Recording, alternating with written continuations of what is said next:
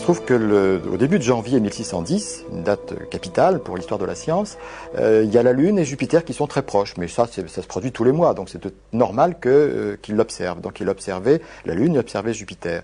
Et il a focalisé davantage son attention le soir du 7 janvier 1610, c'est lui qui nous donne la date, où il observait Jupiter sur le fond du ciel avec, bizarrement, écrit-il, 3 petits points, 3 étoiles qui sont bizarrement alignées, qui forment une ligne qui passe par Jupiter.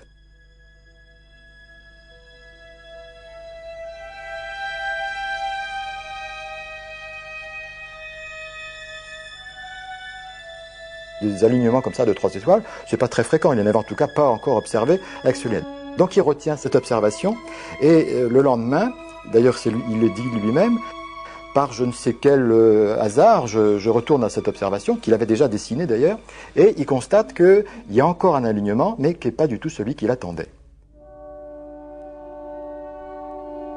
Le jour suivant, Galilée s'aperçoit que les 3 étoiles ne se trouvent plus de part et d'autre de Jupiter, mais sont toutes situées à droite de la planète.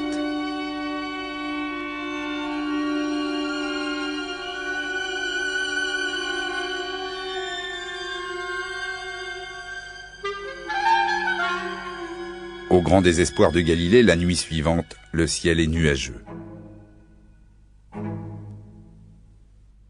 Ainsi va-t-il continuer ses observations pendant plusieurs jours et noter à chaque fois les changements de position des petites étoiles.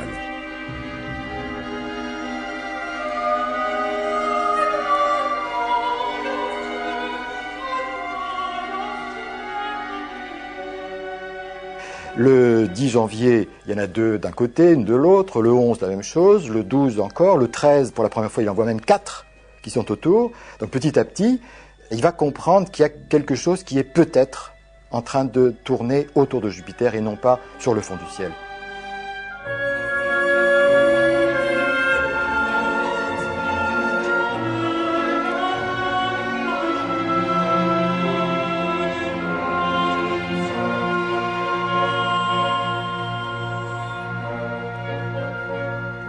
C'est une découverte capitale aussi dans l'histoire de la pensée parce que jusqu'à présent, le centre du monde était unique.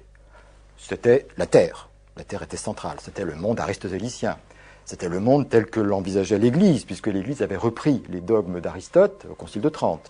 Alors, Galilée, lui, est en train de découvrir que la Terre est déjà, bien sûr, un centre de rotation, mais il voit pour la première fois qu'il y a un deuxième centre de rotation, c'est Jupiter. Et s'il y a un deuxième centre de rotation dans l'espace, dans ce qu'on observe, c'est que tous les modèles qui affirmaient qu'il y avait qu'un centre unique qui était la Terre, ces modèles-là ne sont pas bons. Autrement dit, Galilée est en train de montrer, non pas encore une fois que Copernic a raison, mais surtout il est en train de montrer que Ptolémée a tort.